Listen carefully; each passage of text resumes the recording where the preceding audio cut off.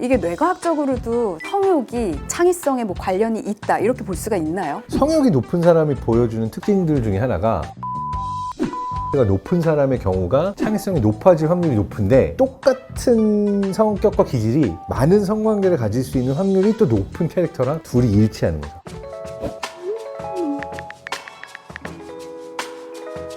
자, 예술과 뇌 오늘도 홍지혜 디렉터님 모시고 진행해 볼 텐데요.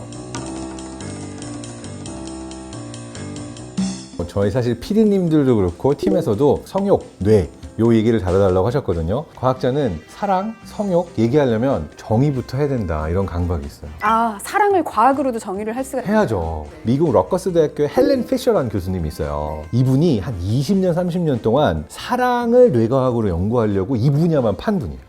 헬렌 피셔 교수님은 사랑과 관련된 뇌 안의 시스템은 세 가지다 라고 정리를 해요. 세 가지요? 첫 번째, 성욕의 시스템. 성욕이라는 거는 이 사람이 아니면 안 돼 이렇게 끌리는 게 아니라 상대 이성이면은 무조건 모두가 다 성욕을 느낄 수 있는 대상이 되는 거예요. 이 시스템의 중심이 되는 호르몬은 남성 호르몬 테스토스테론이나 여성 호르몬 에스트로겐 이런 종류의 시스템들이 여기 관여를 한다. 네. 그다음 도파민은 두 번째 시스템인데 끌림, 어트랙션의 시스템이라고 불렀어요. 요거는 성욕이랑 조금 다른 게 내가 아무한테나 다 끌리지 않잖아요. 그러니까 내가 딱 꽂혀서 나 이 사람하고 결혼하고 싶어. 또 난 이 사람만 평생 사랑하고 싶어. 라고 하는 특정 대상에 대한 요 어트랙션과 관련되어 있는 시스템은 또 다른 시스템이다.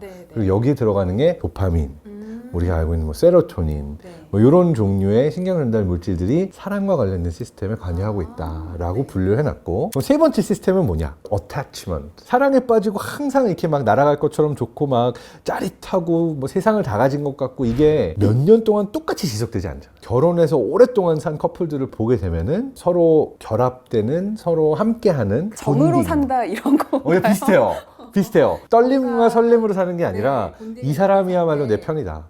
평생 믿을 수 있는 사람이다. 라고 한 시스템으로 넘어가는 거죠. 이러한 둘만이 계속해서 신뢰하면서 한 팀이 돼서 아이도 낳고 패런팅도 하고 집도 짓고 네스팅도 하고 이걸 하는 호르몬은 옥시토신과 바소프레신. 요 계열의 또 다른 시스템이 있다. 예술가로 가면은 이제 우리가 질문을 던져보면 이 세 개 시스템 중에 성욕, 이성이라면 무작위적으로 끌리는 성욕, 섹스 드라이브가 강한 사람들이었을까? 아니면 이 사람을 사랑해야 나에게서 어떤 예술적인 창작력이 올라와. 막 이런 끌림의 시스템이 예술가의 뇌에게 더 중요한 시스템이었을까? 막 이런 질문을 해보게 됐어요. 어떤 예술가가 성욕이 가장 강했을까요? 성욕 대부분 강했던 것 같은데. 진짜요? 네, 대표적인 여성 편력으로 강한 화가 중에 하나가 피카소입니다. 유명해요. 여성 편력으로도 유명하기도 한데 사실은 되게 로맨티스트였거든요. 그런 편지 글귀 막 따라서 써보신 적 있으실 거예요. 연애 편지에. 나는 어제보다 당신을 더 사랑합니다. 그 말을요, 피카소가 먼저 했어요. 사실은 이 도파민이 분비가 되면 자극이 점점 더 강해질 수는 없어서 사실은 어제 봤을 때보다 오늘 조금 더 약해지고 내일 더 약해지고 이게 좀 정상일 텐데 대상이 바뀌면 가능하죠. 그리고 재밌는 거는 10대 때는요, 피카소가 친했던 친구가 있는데 어떤 여인한테 차이고 나서 권총 자살을 했어요. 그게 되게 충격이었다고 그러죠. 맞아요. 거기에 너무 충격을 받은 피카소가 그때부터 그리기 시작하는 게 청색시대라는 이제 피카소의 그 시절이 있거든요. 다 블루로만 그리는 거예요. 그 다음의 시기가 핑크빛 시기 아니에요? 맞아요. 그게 이제 첫 번째 여인을 만나고 나서 바뀐 게 이제 장밋빛 시리즈인데,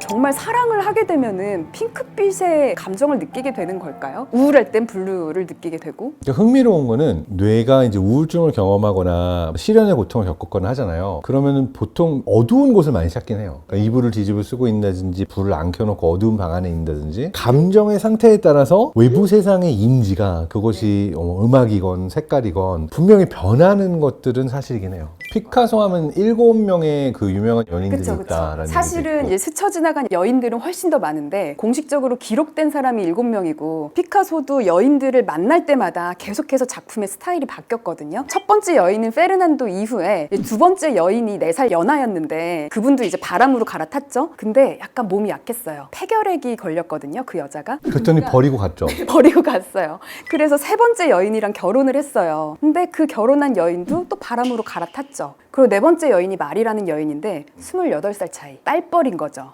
근데 그 5번째로 만난 여자는 또 나는 이제 지적인 여자가 좋아. 나한테 지적으로 피드백 줄 수 있는 사람 만날 거야 하면서 다른 여인을 또 만나기도 하고. 그러니까 피카소가 사랑을 많이 했다라고 얘기를 하지만 저의 정의로 이거는 사랑이 아닌 것 사랑이 같아요. 아니다. 많은 나르시시스트들의 경우가 자신의 필요에 의해서, 외로움에 의해서 또는 누군가를 자신의 삶을 꾸며줄 트로피로 생각해서 만나는 경우들이 있어요. 네. 피카소가 만났던 모든 그 여인들과 그의 삶을 보게 되면은 만나다가 힘들어진 시기가 오면은 정말 가차없이 버리고 떠나고, 그래서 어떻게 보면 매번 사랑에 빠지는 자신의 감정만을 소중히 여기는 것이 아닌가. 그러한 점에서 전형적인 나르시시스트. 그러니까 예술을 하는 사람이 왜 이성에게 매력적일까? 예술가가 가지는 매력이 뭘까요? 예술가 하면 뭔가 보통 일반 사람이랑 달라 보이고 우리랑은 다른 종류의 인간인 것 같고 막 이런? 약간 진화생물학적으로 풀면 비싼 신호이론이라는 게 있어요. 네. 공작색 아름다운 꼬리, 정말 휘황찬란하고 형형색색 아름답잖아요. 네. 아무짝에 쓸모가 없어요. 살아남는 데 도움이 되지도 않고 이 아름다운 꼬리를 펼치는 건 오직 이성을 유혹하기 위한 역할 하나밖에 없거든요. 아무짝에 쓸모 없는 건 예술도 똑같아요.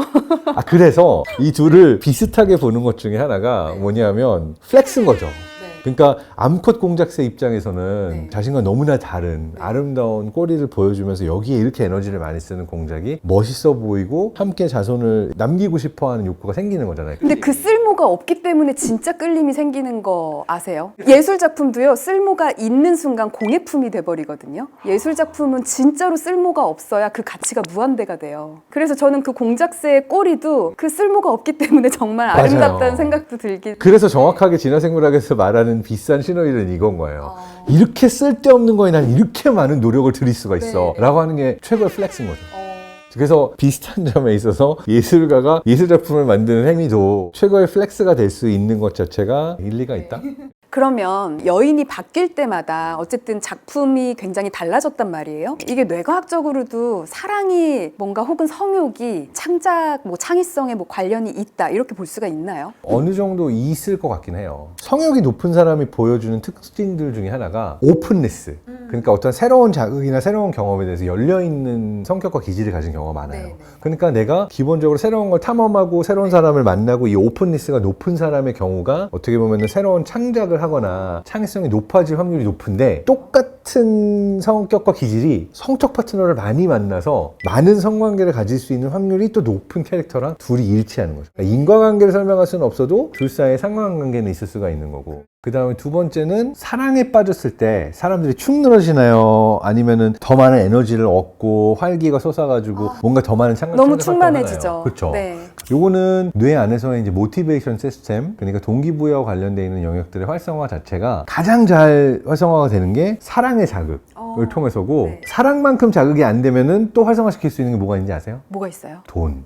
돈이나 사랑이나 뇌의 입장에서 봤을 때는 극강의 보상인 거예요. 실제로 어떤 연구가 있냐면 추수 전과 추수 후에 농부들의 인지 능력, 학습 능력, 기억 능력 같은 걸 테스트한 되게 유명한 논문이 있어요. 네. 내가 진짜 가난에 지금 쪼달려가지고 네. 당장 밥 먹기가 어려운 보릿고개 시절인 거죠. 네. 추수 전. 그러니까 이때 뇌가 가지고 있는 능력과 내가 추수를 했어. 이제 당분간 반년 정도는 먹고 살 걱정할 필요 없고 충분히 두둑이 돈 받은 게 있어가지고 먹고 살 걱정 안 해도 되는 시기. 그러면은 내가 어느 정도 가난을 걱정하지 않고 내가 생존을 걱정하지 않아도 될 때 뇌가 기억 능력, 학습 능력, 인지 능력이 올라갑니다. 나에게 올 수 있는 보상이 보일 때 뇌는 동기부여를 받을 수가 있고, 여기에 관여한 호르몬이 또 역시 도파민입니다. 도파민이 많이 분비가 될 때 학습과 보상 네트워크의 활성화가 이루어지고, 가장 큰 이 반응을 하게 만드는 것이 돈과 같은 보상, 그리고 그보다 더 크게도 활성화시킬 수 있는 게 사랑.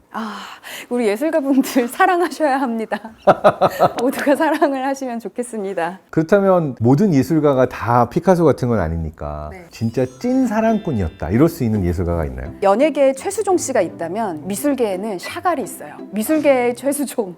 샤갈이 그린 그림들 중에서 사랑하는 여인과 두둥실 하늘을 날듯이 그린 그림들이 있어요. 우리 막 사랑에 빠지면 막 하늘을 날 것 같아 이러잖아요. 그게 진짜 그림에 표현이 돼서 막 그 와이프 손을 잡고 막 두둥실 날아오르고 이런. 결혼한 와이프 사진들을 그린 거예요? 네네 맞아요. 근데 재밌는 거는 그렇게 사랑에 빠지고 나서 샤갈이 파리로 유학을 가게 돼요. 근데 거기서 4년을 있거든요. 4년 유학 생활을 하면서 그 당시에 뭐 영상 통화가 있어요, 뭐가 있어요. 그리고 돈도 없어가지고 그때 샤갈이 할 수 있었던 거는 꿈을 꾸는 거였던 거예요. 가성비가 굉장히 좋죠. 매일 밤 꿈속에서 연인을 만난 거예요? 그래서 이제 그때의 꿈의 모습이 드러난 게 그 샤갈의 그런 작품의 양상인데, 어쨌든 재밌는 건 그 당시 프랑스 화가들은 다 막 여성 편력이 엄청 있고 다들 막 화려하고 먹을 거 많고 자기가 살던 고향이랑 다르게, 근데 거기서 4년을 그 여인만 생각한 거예요. 기다린 거예요. 그러고 4년 뒤에 돌아가서 실제 순수하네요, 결혼을 진짜. 하죠. 그러니까 사랑꾼이라고 하죠. 그게 작품에도 나타나고 네, 작품에서 그린 그 여인은 내가 오직 사랑하고 4년을 기다리던 그 여인을 계속 그린 거예요. 그 4년의 유학 생활을 마치고 고향으로 돌아가서 결혼을 한 다음에 이제 뭐 미국으로 넘어가고 그러는데, 미국 가서 그 와이프가 그때 돌아가시게 돼요. 그러니까 죽게 돼요. 그러고 나서부터 샤갈의 그림이 확 바뀌게 돼요. 피카소에게도 청색시대가 있듯이 그 샤갈도 9개월 동안 그림을 아예 못 그리고 방 안에 있는 그림들도 다 뒤집어 놨다 그래요. 못 보겠으니까. 그래놓고 9개월 만에 이제 딸이 아빠 그래도 아빠는 화가잖아, 그림을 그려봐, 이렇게 해서 그린 첫 그림이 굉장히 어두워요. 이렇게 시꺼매요. 약간 푸르스름하고. 그때부터 계속 그런 그림을 그리게 되는데,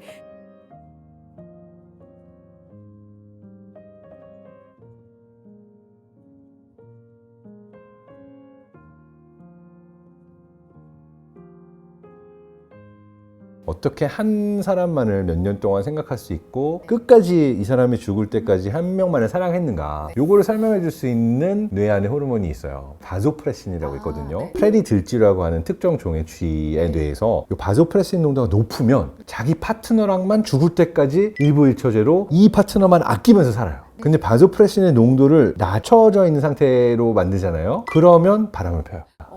그래서 인간의 경우에는 이제 옥시토신이 많이 연구가 됐는데, 내 새끼만 이뻐 보이는 거, 우리 식구만 아끼는 행동, 이런 것들도 이제 옥시토신에 의해서 결정이 된다라는 연구들이 나와 있죠. 그런 옥시토신을 뭔가 노력에 의해서 높일 수가 있나요? 옥시토신 분비를 높일 수 있는 방법이 있어요. 오, 정말요? 되게 흥미로운 건데, 왜 사랑하는 사람끼리 예술 작품 보러 많이 가잖아요. 미술관에 가고 네. 막 영화 보러 가고 연극 보러 가고. 네. 이 행동이 둘의 뇌에서 옥시토신의 분비를 높여요. 그러니까 우리가 같은 아름다운 작품을 경험하고 같이 공감하면서, 예를 들어서 예술 작품을 같이 보고 왔다. 네. 둘 사이의 본딩이 강해집니다.